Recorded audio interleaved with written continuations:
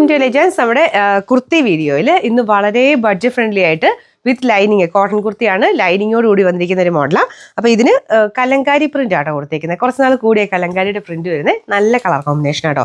ഒരു brick shade base വരുന്ന ഒരു ബ്രിക്ക് ഷെയ്ഡ്, അതിൽ തന്നെ ഗ്രീനിൻ്റെ ഒരു കോമ്പിനേഷൻ, ഗ്രീനും ചെറുതായിട്ട് യെല്ലോയുടെയും കൂടെ കോമ്പിനേഷനാണ്.